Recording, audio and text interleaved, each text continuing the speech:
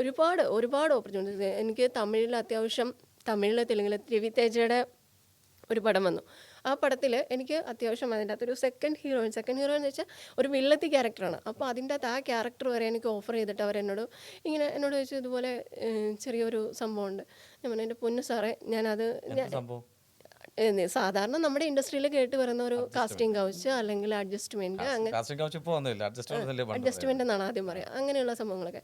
അപ്പോൾ അതിലൊക്കെ എന്ന് വെച്ച് കഴിഞ്ഞാൽ എനിക്ക് എൻ്റെ മനസ്സാക്ഷി ഇപ്പം ഞാൻ പതിവ്രത എന്ന് പറയുന്ന സംഭവമല്ല, എനിക്ക് എൻ്റെ മനസ്സാക്ഷിക്ക് തോന്നുകയാണ് എനിക്ക് ഇയാളെ ഇഷ്ടമാണ്, എനിക്ക് അയാളുമായിട്ട് എനിക്ക് അയാളോടൊരു ഫീല് തോന്നുന്നുണ്ട് എന്ന് വെച്ചിട്ട് ഞാൻ അയാളോട് എനിക്കൊരു റൊമാൻറ്റിക് ഫീല് അല്ലെങ്കിൽ എനിക്കൊരു സെക്സി ആയിട്ടുള്ളൊരു ഫീല് തോന്നി, ഞാൻ അയാളുമായിട്ട് ഒരു ഇൻറ്റിമസി സീനിൽ പോയിട്ടുണ്ടെങ്കിൽ അത് എൻ്റെ മനസ്സാക്ഷിക്ക് വലിയ കുറ്റബോധം തോന്നില്ല. പക്ഷെ ഒരാൾ വന്നിട്ട് നമ്മളോട് പറയാണ് നിനക്ക് ഇങ്ങനെ ഒരു അവസരം ഞാൻ തരാം, നീ വരാമോ എന്ന് ചോദിക്കുന്ന ഒരു ഇതും നമുക്ക് ഇഷ്ടം തോന്നി നമ്മൾ ചെയ്യുന്ന ഒരു സംഭവം രണ്ടും രണ്ടാണ്. അപ്പോൾ ഞാൻ പറഞ്ഞു എൻ്റെ പൊന്നു സാറേ ഞാൻ അങ്ങനെ ചെയ്യുന്നില്ല. പിന്നെ എനിക്ക് പീഡനം എന്ന് പറയുന്നത് അത് നമ്മൾ പീഡനം എന്ന് പറയാൻ പറ്റത്തില്ല. കാരണം ഇഷ്ടം തോന്നിയില്ലെങ്കിൽ കൂടി നമ്മൾ ആ അവസരത്തിനായിട്ട് നമ്മൾ അഡ്ജസ്റ്റ് ചെയ്ത് കൊടുക്കണം. അതിനാണ് അഡ്ജസ്റ്റ്മെന്റ്. അങ്ങനെ ചെയ്തിട്ടില്ല ഞാൻ ഇതുവരെ. ഒരു അവസരത്തിന് വേണ്ടിയിട്ട് ഒരു അഡ്ജസ്റ്റ്മെന്റ് അങ്ങനെ ഒരു സംഭവം ഇഷ്ടം തോന്നി ആരെങ്കിലും കൂടെ കൂടുതലായിട്ട് ക്രഷ് തോന്നിയിട്ടുണ്ടോ?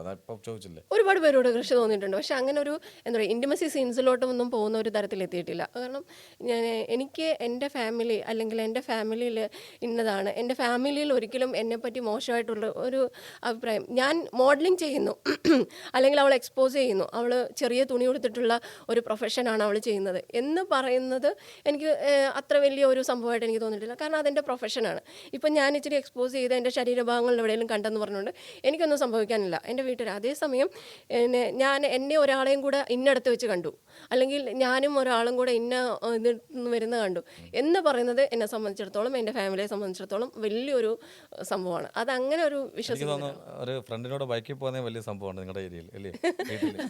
അങ്ങനെയൊക്കെ ഞാൻ ഒരുപാട് ഫ്രണ്ട്സ് എന്ന് പറഞ്ഞു കഴിഞ്ഞാൽ എനിക്ക് ഏറ്റവും കൂടുതൽ സുഹൃത്തുക്കളാണുള്ളത്. കാരണം ഞാൻ ജിമ്മിൽ ട്രെയിനറായിട്ട് വർക്ക് ചെയ്തുകൊണ്ടിരുന്നതാണ്.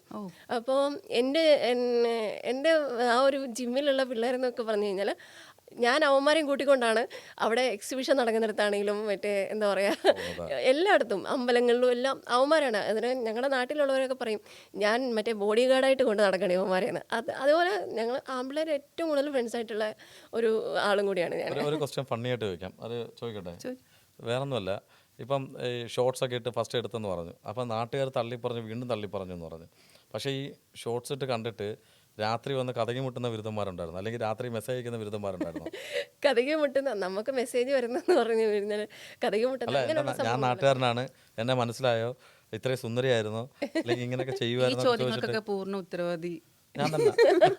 അങ്ങനെ ഉണ്ടായിട്ടുണ്ടോ? ആക്ച്വലി ഞാൻ അതാണ് ഒരു രസകരമായിട്ടുള്ളൊരു സംഭവം പറയാമെന്ന് പറഞ്ഞത്. നമ്മുടെ നാട്ടിൽ ഭയങ്കര എന്ന് വെച്ച് കഴിഞ്ഞാൽ നാട്ടിലെ വലിയ അറിയപ്പെടുന്ന ആളാണ് നമ്മുടെ നാട്ടിൽ ഒരു നമ്മളിപ്പോൾ പറയുകയാണെങ്കിൽ പ്രമുഖനാണ് നമ്മുടെ നാട്ടിലാണ് കേട്ടോ. ചെങ്ങന്നൂർ കറക്റ്റ് സ്ഥലം എവിടെയാ? അത് വേണ്ട അപ്പൊ അദ്ദേഹത്തിന് അത് മനസ്സിലാവും. അദ്ദേഹത്തിന് മാത്രമല്ല ബാക്കിയുള്ളവർക്ക് അറിയത്തില്ല. ഇല്ല അത് വേണ്ട. അപ്പോൾ എന്ന് വെച്ച് കഴിഞ്ഞാൽ അപ്പോൾ അങ്ങനെയുള്ള ഒരാൾ, അപ്പോൾ പുള്ളി നമ്മളിങ്ങനെ റോഡിൽ കൂടെ ഒക്കെ പോകുമ്പോൾ കാണുമ്പം ഞാൻ ജസ്റ്റ് പുള്ളി നമ്മുടെ ഒരു ആളല്ലേ എന്ന് വിചാരിച്ച് ഞാൻ ഈ മോഡലിംഗ് ഒക്കെ തുടങ്ങി അതിന് ശേഷം അപ്പം പുള്ളി ഞാനിങ്ങനെ നോക്കി ചിരിക്കും, ഇങ്ങനെ ചിരിക്കും. അപ്പോൾ പുള്ളി എന്നെ കാണുമ്പോൾ ജാടായിട്ടില്ല, പുള്ളി ഇങ്ങനെ എന്നെ കണ്ടിട്ടേ ഇല്ലാത്ത രീതിക്കാണ് പുള്ളി എങ്ങോട്ടോ നോക്കി നിൽക്കുന്നത് ഇങ്ങനെ. അപ്പോൾ ഞാനിങ്ങനെ നമ്മളോട് മിണ്ടാൻ ബുദ്ധിമുട്ടായിരിക്കും. ഈ പുള്ളിക്കാരൻ ഒരു ദിവസം ഞാൻ നോക്കിയപ്പോൾ എനിക്ക് രാത്രി എന്നെ മനസ്സിലായോ, എനിക്ക് ഇൻബോക്സിൽ മെസ്സേജ് ഫേസ്ബുക്കിൽ. ഞാൻ അന്നേരം ഒന്നുകൂടെ പ്രൊഫൈൽ എടുത്തു, ഈ പുള്ളിക്കാരൻ തന്നെയാണോ ഇത്? പ്രൊഫൈൽ എടുത്തു, അതെ ഇങ്ങനെ തന്നെ. അപ്പം ഞാൻ പറഞ്ഞു നമ്മളവിടെ അണ്ണേന്നാണ് വിളിക്കുന്നത്. ഞാൻ പറഞ്ഞു അണ്ണേ മനസ്സിലായി.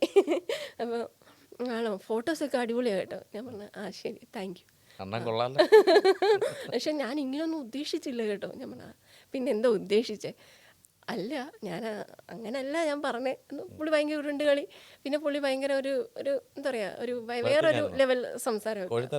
ഞാൻ പറഞ്ഞു അണ്ണൻ എന്തുദ്ദേശിച്ചിട്ടാണ് സംസാരിച്ചതെങ്കിലും ആ സംസാരം ഇവിടെ നിർത്തിക്കോ, ഞാൻ അണ്ണനെ നമ്മുടെ നാട്ടിലെ ഞാൻ റെസ്പെക്റ്റ് ചെയ്യുന്ന ഒരാളായിട്ടാണ് ഞാൻ കണ്ടേക്കുന്നത്. അല്ലാതെ ഞാൻ പ്രത്യേകിച്ച് വേറെ രീതിയിലൊന്നും കണ്ടിട്ടില്ല.